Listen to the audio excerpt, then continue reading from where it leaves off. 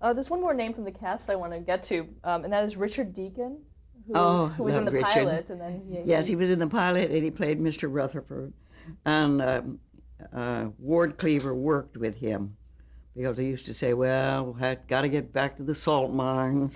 Oh, he was funny. He was a funny man, and he died, so he wasn't in the new Leave It to Beaver either. And Bob Mosher had died, one of our producers and creators. So that was hard to go back and not have those three people. I played a widow, as you know, in that one. So yeah, well, of course we'll get to we'll that. go back to that. We'll go up to that later. But in the original Leave It to Beaver, let's talk about Bob Mosher and Joe Connolly. What was your relationship with them? You talked a little bit about meeting them initially, but what was your relationship with them on the show? They were always kind to me. I liked them very much. I went to Joe Connolly's children's weddings, and Joe had a few children while we were doing that with his wife Katie, and so I got to know them fairly well. And Bob Mosher, Tony Dow came from a family that was an awful lot of fun. They were the kind of people that if they went someplace, they'd take the orchestra home with them, and they had great parties. And Bob Mosher was at one of these parties, and he played the meanest, dirtiest piano you've ever heard. And there he sat with a cigarette hanging out of his mouth, pounding this piano. Oh, it was such fun. They were entirely different men, though they had worked together not only on Beaver, but they worked together on Amos and Andy. They wrote those scripts. Can you describe Bob Mosher for us? Describe him. He was a quiet man. He was married and had a charming, nice wife. He was the quiet man of the two. I know he put his 2 cents worth always, but he wasn't as verbal as Joe. Joe was a hard-drinking Irishman who was married to Katie, and they had some nice brawls. Katie'd be mad at him. Something would be going on. Well, they ended up separated. And a strange thing is, Bob Mosher died of a brain tumor that was malignant. And I went to his memorial service. It's not like a family, this group, but we do all these things, go to weddings and go to memorials. And Joe, almost at the same time, had an aneurysm in his brain.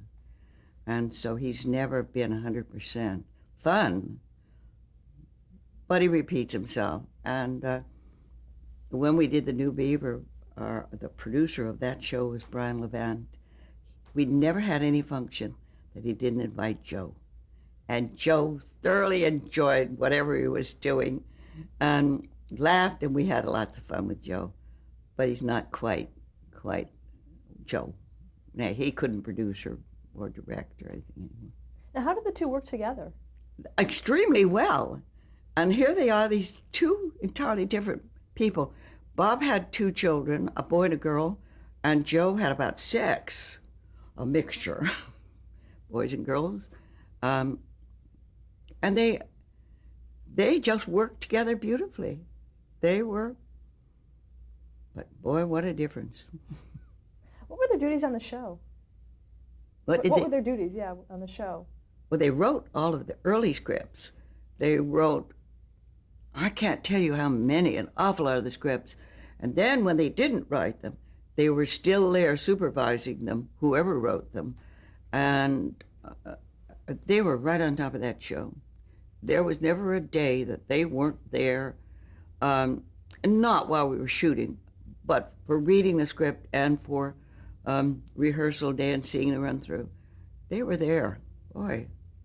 And it reflected, I think, in the show that they were so enthusiastic about it. And then Joe left to do some other things, and but nothing was as successful as Leave It to Beaver. Did they have an overarching philosophy about the show, or something a theme or something that they hung on to in terms of the show? A theme? Well, I think it was what we were doing, and I had a monologue at the beginning of the show at first. What it was the world in the eyes of a child. And that's why I sometimes say we were the ideal parents, because that's the way he saw it. And that was the theme, the adult world through a child's eyes. It's kind of an interesting concept, you know, to think that that's why we were playing the ideal parents. Now, not that they didn't get punished, thus they did. Hugh would take them in that den of his, and he'd sit them down there. Now, it was a well-written show. I can't say enough about the writing of the show. Do you think they had you in mind for June Cleaver when they wrote the pilot? I don't think they knew me. They may have seen my work, but I think they had me in mind when I was there to work with Buddy Ibsen. And I think they didn't forget me, which is wonderful. Certainly did come at a nice time, and I certainly was what I had wanted to do. So I loved that. I loved every bit of it. And I remember, again, the new Leave It to Beaver, I remember we were in the office, and Brian Levant said, you know, get it out. What's bothering you? It got to me, and I said, I'm just so grateful to come in the studio every day. And I bet they all wanted to kill me. But it was true. I was older, and I was happy to be there. I was always happy to be there. Not always at 5 o'clock in the morning. I wasn't, but I wasn't that happy at that hour. Or to go and get all made up, drive all that way, get all made up, and you do one line for that day. That was pretty devastating sometimes. But on the whole, it was great, and I loved it. How were the storylines for the show created? Did you have any knowledge of, you know, how the shows were written? No. How it was actually written by these two men? Yeah. No, I only know they worked on the script, and we got it Friday night, and we came in and read it Monday morning. And each one, I cannot tell you, I thought each script, oh, sure, some were better than others. But on the whole, I think they were remarkably, and a lot of them stick out in my mind, how clever they were. And the dialogue was so good. They knew these kids. Well, Joe had 6. He look at his own, you know. But I can't fault the writing. I had nothing to do with it. I didn't even offer a suggestion. I was happy with it. I sound like a Pollyanna. But there's nothing wrong with being happy. You mentioned the dialogue. Can you talk about some of the trademark dialogue from the show? Sure. When Eddie House was, yeah, that's a lovely dress you have on. Thank you, Eddie. And Ward, I'm worried about the beaver. Some of these lines people remember. Did you think they were as memorable when you were actually doing it? No, nothing was that memorable. No. Okay, what kind of storylines were there on the show? What kind of storylines? What kind of topics? Well, the children were always getting into trouble, and they were getting out of it within a half an hour. And if the parents had made a mistake, they apologized. And it was funny, I can remember my own son who had his first child, a boy, and I can remember him doing exactly what Ward did. He took him upstairs, and a little while, he would come down holding hands with the kid. He'd had a talk with him upstairs. And I think from what I hear, people learned a lot about having a family and bringing children up. People want me to write a book, but I know better than that. What about your own children? I mean, here they had their mother who was June Cleaver on television. How did that affect them? I don't think it affected them an awful lot. They just thought Mom was doing her thing. And I know they were on a surprise They were the surprise guests on a television show, and they were asked, what about June Cleaver and Barbara Billingsley? They said, we don't see any difference, so I don't know whether there is or whether they feel this now. I'm sure I got so mad at them sometimes I could have killed them. Did their friends ever have any comments, about the fact that Friends? you're the mom? Yeah, their friends. Did they? Oh, their friends were much more interested than they were. Lord, their friends would be over. They want to talk to me. And the neighbor kids, they would want to come in if they could get in. No, they were more interested than my children seemed to be. I think they liked it. I don't think it affected their. I wasn't a stay-home mom, and I do advocate it if you can be. But fortunately, sometimes we had a day off. Sometimes you went in early and got home early. So it wasn't like I was working in a department store and I had to be there, 6 days a week or 5 days a week. I did have some time free, and I was home on weekends. Let's go back. We were talking about storylines and topics. Were there stories that were taboo or controversial for the time? We didn't do anything that was terrible. Well, instead of marijuana, Beaver smoked his father's meerschaum pipe, and this kind of thing. But we didn't have. Oh, and the boys did terrible things, but they were pranks. They were, Mr. Rutherford comes out of the house one day because the boys are making a lot of noise out there on purpose to get him to come out. And they've put big hoops, and poor Mr. Rutherford, he steps on the hoops, and of course they all hit him in the shins. This is the kind of things they did. But they weren't into drugs. They weren't into pregnancy. We wouldn't have talked about that. Hugh and I didn't even have a bedroom, We had a door we came out of. You never saw us in the bedroom. We come out of the door tying our robes. But now, again, when we did the new Leave It to Beaver, Tony and his wife, they were in bed quite a bit. not overly, not talking, not doing what they do on television today. No. Was there any mention of current events or things like the Cold War or anything that was going on at the time? I don't remember. I don't think so. I don't think that they talked about what was going on in the country or the world. I never remember a show that we did that. We always had a message. It wasn't thrown at you, but it was there, and that we always had. But world things, no. Maybe that's why it's timely today, because we didn't, talk about what was going on. What about the set of the show? Can you describe the set? Do I subscribe to it? No. Can you describe the I think it's set? nice. The set of the show. Excuse me. Do I subscribe to? No, describe it. The set. Describe it? Yeah. The set of the show. The house. On our show? Yeah. There wasn't any. Are you talking about sex or our house? Set. No, the house. Oh, no sex. I thought you were talking about today's television. So I thought, no, the set. The set was, I'm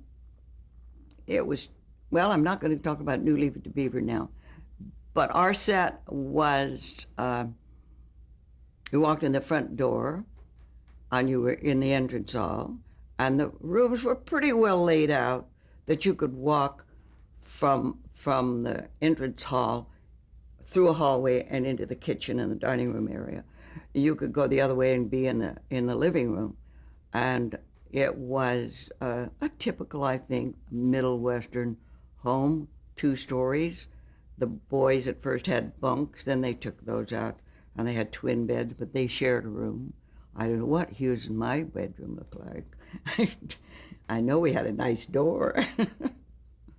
No, and the set, and then on the other part of the stage, they would build any extra things like the classroom, the soda fountain, that kind of thing was built over there. What about the town of Mayfield? The town was Mayfield. Nobody knows where. Was that intentional? I think so. Though Joe talks about, he was from Cincinnati, Ohio, and he talks about June bugs, lightning bugs, and what were they, night crawlers. So those were the things probably that they have in the Middle West. So we always figured we lived in the Middle West someplace. I think the whole story was kind of Middle West. What other writers worked on the show? Did you work? George Tibble, a very good writer. He wrote some of them. We had many directors, changing the subject again, but we had many directors after Norman Tokar. We had some big television directors, and we had some movie directors, like David Butler. He'd done a lot of big movies. He did an awful lot of our last shows. Entirely different from Norman Tokar, but we had Norman Tokar when we needed Norman Tokar. And I have a ceramic thing in there from Norman Tokar, and I always think of him when I look at it. And I got something in there from, I'm talking about my kitchen area. I have something that Tony and Lauren gave me. These things are nice to have. You remember. And Hugh Beaumont gave me a pewter candle holder. I have that there. So it's kind of fun. Gifts you remember as you get older. It brings lots of memories. Norman Abbott was another director. Yes, he did a lot of the shows. He was very good for the Beaver too, and no, he did some of the new ones too, and he was a good director. He was very good. He did. They all direct differently, and yet they get the same results. You know, the same. They're going for something, and they get whatever they're going for. Everybody reads a script, and I'm sure they see it a little differently. Just like an actor sees a role and sees what. And I was looking at something that I did. It's on a reel I've had put together. In fact, Ken Osmond, Eddie Haskell's son, who's the editor, put it all together for me, and he was wonderful. But I looked at something I did with Ronald Reagan, and I realized everything I did in it was good. It was, the looks, the words, but I didn't have some second thing going on. I don't know if actors will understand what I'm talking about. You need some other thing just to play one dimension. I should have been flirting with him. What I was saying would have led to flirting with him a bit, and I didn't do that. And I see it, and I look at it, and I say, wow. And then I look at more and more and more, like we're doing here, going through, and I say, wow, I learned a lot. It's interesting. What is the most important thing that you learned going through? What was the most important thing that you learned, through your career? No. All actors have to learn two things, relaxation and concentration. Everyone you'll hear, and it's absolutely true, without relaxation, all of your juices are cut off. Any inspiration you might have is cut off when you're afraid. And concentration, of course, is don't worry about what the other guy's thinking. You stay there and you do your role, and between you and the director. And I think that's very important. And another actor once, he said, you have to keep a little fire burning inside you. It's true, something that's alive. It's just interesting. Different people have different ideas. But we all know about concentration and relaxation. Let's talk about a few more people that worked with you. Dolph Zimmer. Oh, he was our assistant director. Dolph was wonderful. Little tiny short man, married to a French girl he met during the war. And he was about that big, a little bit roly-poly. Nice man, nice. I used to get mad at him when he'd call me in for that one line. Why didn't you put that on tomorrow's? But no, he was great. How about Max Stengler? He was a photographer. He was a cameraman for years. Um, I think it was a good. I was so young then. You didn't have to be great, but no, I think he was wonderful too. He was our cameraman for a long time. Huey McFarland? Who? Huey McFarland, your wardrobe? Yeah. Oh, I loved him. He had the greatest sense of humor. He could have he could have been a Johnny Carson as far as I was concerned. What a sense of humor. He could turn anything into a funny. No, he was great. I hadn't thought of him for a long, long time. Yeah. No, good wardrobe man too. But I remember his humor. In 1959, MCA bought Universal. Yes. How did that affect the show? Didn't affect any of us. See, we finished doing the new Leave It to Beaver in about, you have that there? What, was it 1990 that we finished? I think 89. So I'm talking about in 1959, the purchase of... 59? Yeah. No, I don't think it affected us at all. No. Because I think... Might have affected Joe and Bob. Did you move studios from Revue to Universal? Well, we were the first 2 years we were at Republic. It was known as Republic Studio. Now it's a part of CBS, isn't it? It was, if it still is. And we did the 2 shows there. That's when Gamalko was our producer, and that is George Goebel, part of that name. And then we moved over to Universal, where we did the next 4 years. And our house was pretty much the same. They changed it a bit, but pretty much the same. And our sets, and we were the same cast, and it was during the summer we moved over, so there was no great change to us, except we went to I think, a nicer studio. Did George Goebel ever have any hands-on work? No, but we were in his show. He, as I told you, he was a top comedian, and we all appeared on his show once. So, and I got to know him a little. Okay, let's talk about some of the classic episodes from the show. If you can tell me anything about them, about the... Well, the one that most people talk about is the one where he fell in the cup. Oh, that's In the Soup? Yes, and that's the one that most people come up to me and talk about. And there was one that I think it was fun because Beaver bought me a terrible blouse that I had to wear to the PTA meeting. It had the Eiffel Tower on it, and there were things like that. And once the kids brought a swayback horse home and they put it in the garage because they were going to take it to the glue factory. So they took it home. And of course we didn't know it was there until later. And I'm telling you, this horse just had a swayback just like this. And I've forgotten how we got rid of the horse, but we had to, obviously. We couldn't keep a horse in the city. Now, was that the lying down horse? The lying down horse.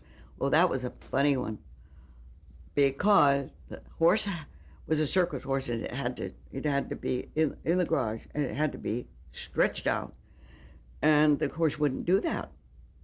So we had to have a vet come and give it a shot. And the vet put the horse to sleep, and he said, "All right, now you can work for an hour or two, and then the horse is going to wake up." So we worked, and Jerry's afraid of horses. So he wasn't very happy with working with his horse. But anyway, we did this, and the horse slept all day. He ruined more takes because he snored. And when I left, about 6:30, and it was dark, there are 6 men holding this horse up. And if they left on this side, the horse wilted there, and the horse was still out. I started to tell that once, and they wouldn't let me go. It was a talk show. Oh, the SPCA or whatever it is, to be honest. They did. It was a big syringe they gave that horse, and it slept a long time. That was one of the funniest things that happened. And then we were taking care. Beaver was supposed to take care of the neighbors' cats. They were very, very expensive, beautiful, rare cats. And they got out. But what really happened, the cats really did. They got under the stage, and we're trying to coax them out. And these are really fine cats. And there they are, down under that stage. But it was, we finally got them. I was gone home long since. They got them. There's an episode called Brotherly Love that I think you may have referred to where June makes Wally and the beaver write out a friendship pact and be constant Oh, companions. yes, probably. I don't remember that one that well, but that's probably when they were rolling around fighting. Remember the episode Beaver's Short Pants? Don't remember that one. Okay, that was with Aunt Martha. Oh, Aunt Martha, she was wonderful. She came to visit us sometimes, and then there was a funny episode where the kids went to visit her, and then she put them on a train to send them home, but they'd spent their money on candy, and so when the conductor came through and wanted the money, they didn't have enough, so they didn't know what they were going to do. I think they were put off before they got home, and we had to drive and get them. But they were funny episodes, you know, little things that happen. And you can see where kids can do these things. That was the joy of Lucy's show. You believed everything Lucy did. I don't care how outrageous it was. She was so great. What about another classic is Wally's Pug Nose? Oh, yes. Well, he thought he had a pug nose. Somebody told him he had a pug nose. And so he sent away for an apparatus to attach to his nose. And Jerry comes in to go to bed, the Beeb, and he sees this apparatus, and he tells, turn the lights off, turn the lights off.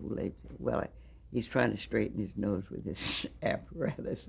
It's metal and leather and it's on his nose. Another one is Teacher Comes to Dinner, where Miss Landers. Oh, yes, to the Miss house. Landers came to dinner, and the beaver had a big crush on her. She was very pretty, and I think she was in the pilot, too, doing something. They were all doing something different, but a lot of them were in the pilot. And, yeah, he coming to dinner was fine, but he had such a crush on her, he couldn't stand it. Another one is Wally's Practical Joke. That's You'll remember that one. he and Eddie and Wally get revenge on Lumpy by chaining his car to a tree. Oh, yes, and all the wheels are pulled off. When he drives it, the car goes kaplunk, and the wheels are still there in the cars. And I remember that. There's just a couple more. Beaver Plays Hooky. Where? Beaver Plays Hooky, where he plays hooky and ends up on Yeah, television. and I think he goes to a television show, doesn't he? And we see him on the television show. Yeah. And once he had chickenpox. The only time they were sick, he truly had chickenpox. And so we shot the show without Jerry. We would shoot and talk to him through the door, and we shot the whole thing. He came back, and they put him in bed. He still had a few pock marks, and they added some. And so we shot all the stuff where he was in bed. That's true. So we didn't miss a beat. Okay, let's stop there to change the tape.